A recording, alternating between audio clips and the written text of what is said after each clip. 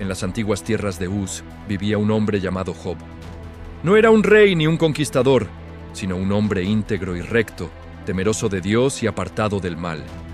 Su riqueza era legendaria: 7,000 ovejas, 3,000 camellos, 500 yuntas de bueyes y 500 asnas, además de una servidumbre muy numerosa.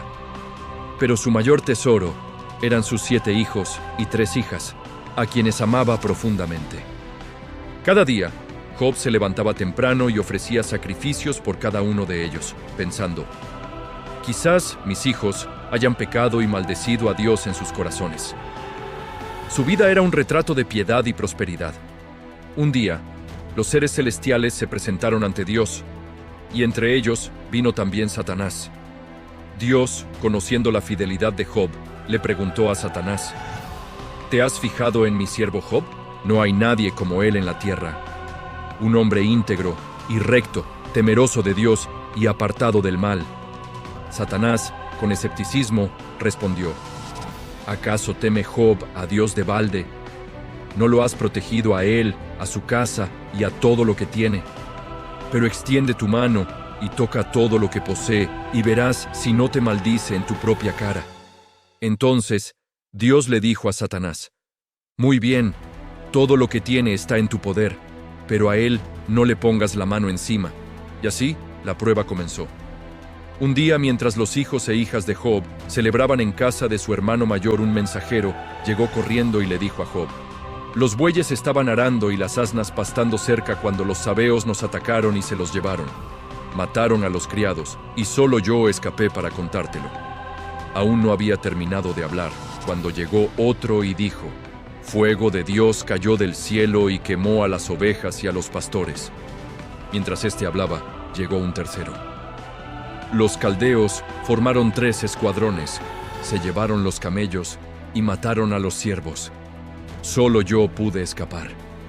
Y como golpe final, un último mensajero llegó con la noticia más devastadora: tus hijos y tus hijas estaban comiendo y bebiendo en casa de su hermano mayor cuando un viento huracanado del desierto derribó la casa. Todos murieron. Solo yo escapé. Ante esta avalancha de tragedias, Job se levantó, rasgó su manto, se rasuró la cabeza y se postró en tierra en adoración.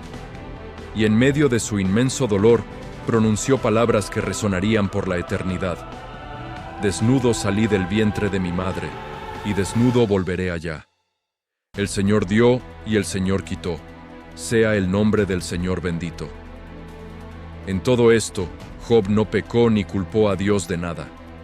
Una vez más, los seres celestiales se presentaron ante Dios, y Satanás entre ellos. Dios volvió a preguntar: ¿te has fijado en mi siervo Job? A pesar de todo, mantiene su integridad, aunque tú me incitaste contra él para arruinarlo sin motivo. Satanás respondió: piel por piel, todo lo que el hombre tiene lo dará por su vida, pero extiende tu mano y toca sus huesos y su carne, y verás si no te maldice en tu cara. Dios le concedió: muy bien, él está en tus manos, pero respeta su vida. Entonces Satanás hirió a Job con llagas malignas desde la planta del pie hasta la coronilla. Job se sentó en medio de cenizas y se rascaba con un trozo de teja. Su propia esposa, desesperada, le dijo: ¿aún mantienes tu integridad? Maldice a Dios y muérete. Pero Job, con una fe inquebrantable, le respondió: hablas como una mujer necia. ¿Recibiremos de Dios el bien y el mal no lo recibiremos? Una vez más, Job no pecó con sus labios. 3 amigos de Job, Elifaz, Bildad y Zofar, al enterarse de su desgracia, viajaron para consolarlo. Al verlo, apenas lo reconocieron. Lloraron a gritos, rasgaron sus mantos y lanzaron polvo sobre sus cabezas. Se sentaron con él en el suelo durante 7 días y 7 noches, sin decir una palabra, porque veían que su dolor era inmenso. Finalmente, Job rompió el silencio, maldiciendo el día en que nació, desatando un torbellino de lamento y desesperación. Sus amigos, intentando ayudar, comenzaron a hablar. Elifaz sugirió que Job debía haber cometido algún pecado oculto para merecer tal castigo. Bildad argumentó que Dios es justo y que el sufrimiento de Job era una consecuencia directa de sus acciones o las de sus hijos. Zofar lo instó a arrepentirse de sus pecados secretos para que Dios lo restaurara. Durante capítulos enteros, Job debate con ellos. Insiste en su inocencia, clama a Dios por una explicación, anhela un mediador que pueda interceder por él. Su fe es puesta a prueba no solo por el dolor físico, sino por la incomprensión de quienes deberían consolarlo. Job se siente abandonado por Dios, pero nunca pierde la fe en él. En su angustia, declara: «Yo sé que mi Redentor vive, y al fin se levantará sobre el polvo, y después de deshecha esta mi piel, en mi carne he de ver a Dios». Es un grito de esperanza en medio de la más profunda oscuridad. Después de que los amigos terminaron sus discursos, un joven llamado Eliú, que había escuchado todo en silencio, tomó la palabra. Reprendió tanto a Job por justificarse a sí mismo, como a sus amigos por no haber encontrado una respuesta adecuada. Eliú argumenta que el sufrimiento puede ser una forma en que Dios disciplina y enseña, una manera de rescatar al hombre de su propio orgullo y acercarlo más a él. Prepara el camino para la intervención divina. Y entonces, desde un torbellino, Dios mismo le responde a Job. No le da una explicación directa de su sufrimiento. En cambio, le hace una serie de preguntas que revelan la infinita sabiduría y poder del Creador en contraste con la limitada comprensión humana. ¿Dónde estabas tú cuando yo fundaba la tierra?, pregunta Dios. ¿Has mandado tú a la mañana en tus días? ¿Has entrado tú en los tesoros de la nieve? Dios le muestra a Job la majestuosidad de la creación. Las estrellas, el mar, las bestias salvajes como el Behemoth y el Leviatán. Ante la magnificencia de Dios, Job queda abrumado y humillado. Entiende que no le corresponde cuestionar los designios del Todopoderoso.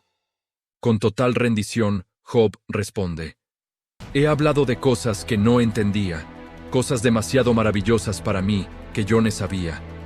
De oídas te había oído, mas ahora mis ojos te ven. Por tanto me aborrezco y me arrepiento en polvo y ceniza». Job no se arrepiente de un pecado específico, sino de su arrogancia al demandar respuestas. Dios, entonces, se dirige a los 3 amigos de Job. Les dice que está enojado con ellos porque no hablaron de él con rectitud, como sí lo hizo su siervo Job.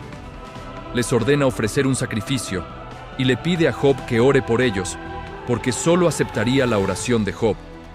Y el Señor restauró las fortunas de Job. Le dio el doble de todo lo que había tenido antes. Volvió a tener 7 hijos y 3 hijas. Y se dice que en toda la tierra no se hallaron mujeres tan hermosas como las hijas de Job.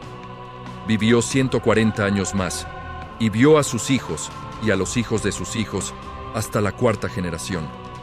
Murió anciano y lleno de días, no solo con sus riquezas restauradas, sino con una comprensión de Dios mucho más profunda y personal. La historia de Job no es solo sobre el sufrimiento, sino sobre la fe inquebrantable, la soberanía de Dios y la profunda verdad de que, incluso cuando no entendemos sus caminos, podemos confiar plenamente en su carácter. Gracias por acompañarnos en este viaje épico. Si esta historia te ha conmovido, no olvides darle like, compartirla y suscribirte para más relatos que alimentan el alma. Nos vemos en el próximo video.